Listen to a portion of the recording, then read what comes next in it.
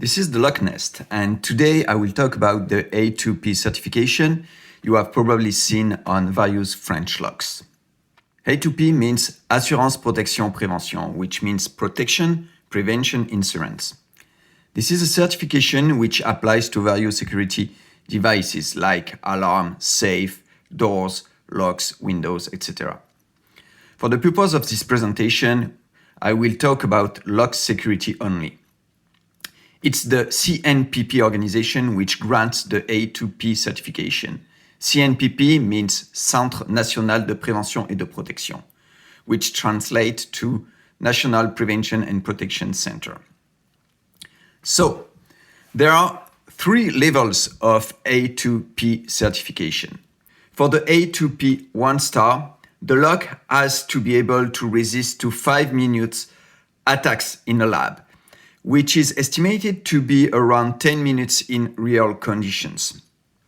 The technique used is extraction, sewing, fusion, and picking. It applies to standard locks, bolts, and padlock. Usually, this level of certification is to protect against opportunistic people. The second level of certification is A2P 2 stars.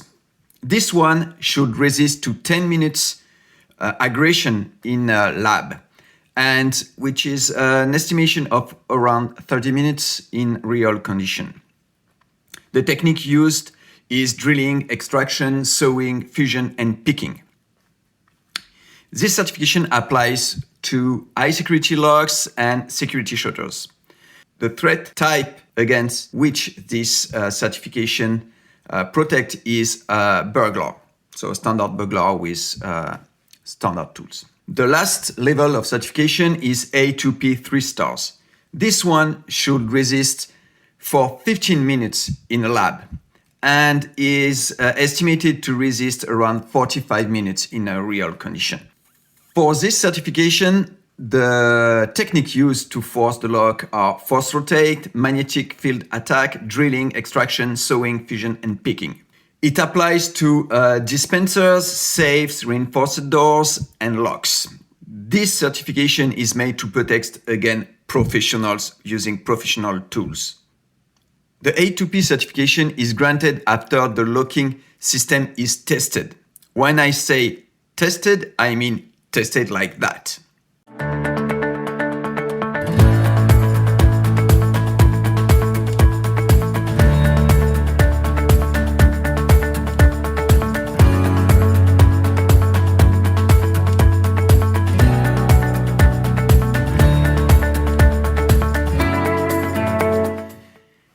It is important to note that the security of an entry will have an A2P security level only if all the parts are A2P. The lock cylinder, the lock, and the door. So if the lock cylinder is ranked A2P 3 stars, you need to have a compatible A2P 3 stars lock and a door that have A2P 3 star security level. It's important to note too that some locks may look the same, but one may be A2P 3 stars while the other may not be A2P at all. For example, Vachette Radial NT and Vachette Radialis cylinders exist in 2 versions, a non-A2P and an A2P version. For Radial NT locks, the A2P version is called Radial NT Plus and can usually be recognized by colored key, while the non-A2P has black keys. You can see in this picture 2 versions of the Vachette Radial NT lock. At the bottom, there is the A2P version, which have several hardened steel rods and plates, and even a tungsten carbide plate here, which is used to protect the pins from drilling. Note that for A2P 3-star locks, tungsten carbide anti-drill protection are often used. For example, this Fichet lock has an anti-drill protection here, which is a plate. So here, this part here, and we see here, is the plate which hold 2 tungsten balls, tungsten carbide. you can see here, this is this part. So we can see the plate, which usually is 360 degree, and the tungsten ball here, which will protect again drilling. It is tungsten carbide, so it's extremely hard and can be very, very, very difficult to drill. So you can test if something is made of tungsten by usually checking if it's magnetic. So you can see here, this is a big neodymium magnet, and you can see that it's just slightly magnetic, which is typical to tungsten.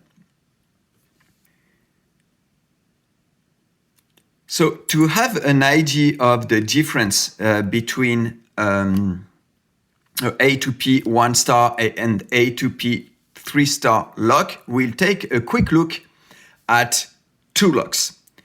This one, which is ISIS lock, which is A2P 1-star. You may recognize the ISIS keys, which is really special. And this one, which is a VAC mobile A2P 3 stars. You can see it here, lock. So this one has a key which is easily recognizable, like that with the mobile element. What we can see immediately is that the ISIS has only one locking point, while the VAC was made to have 5 or 7 locking points. You may notice that the same kind of lock with only 3 locking points is rated at 1 star only. Both locks have steel caps. These caps are made to rotate freely to prevent drilling and are locked behind the door, behind a steel plate to prevent extraction. If the ISIS plate is only behind 1 millimeter of steel, here, the VAC has 7 millimeters of steel. So extracting the lock cylinder may be extremely difficult. We can see here how it's implemented. So I remove the metal plate here. So it's 1 or 2 millimeters. And here you have the cap. For the VAC, it's the same system, but here you have a first plate, which is 1 or 2 millimeters, and then you have this bigger 4 millimeter plate here. And then here you have the cap, which can rotate freely around the lock. Note that has an additional protection. The ISIS has a steel plate which goes in front like that to prevent direct access to the system. You will note for the ISIS that the cylinder is very small, and that so this means that there is a big thickness for this cap to protect the cylinder. So drilling will be quite difficult, or breaking this part will be quite difficult. For the VAC, we have a nice thickness for the cap, so something relatively standard. But you can see here that there is an additional system to protect the lock. So there is this small cap which is made of hardened steel and which is 14 millimeter thick. This will make drilling the core of the lock extremely difficult because it rotates and it's a lot of steel to remove. Note that the very thick plate at the back of the lock here, this one, will make it difficult to reach the inside of the lock if you try to drill through the door to tamper with the locking mechanism. Regarding the picking protection, both locks are quite peak resistant. The ISIS is made with only security pins, like the one you can see here in this patent. And the vac has 12 levers, all the levers having a big bunch of false gates. So accessing the levers behind that and then picking the lock will be quite difficult. I hope you enjoyed this video. If you are interested in having this kind of lock, you can take a look at my eBay store. If you want to see more videos like that, you can check my YouTube channel or Facebook page.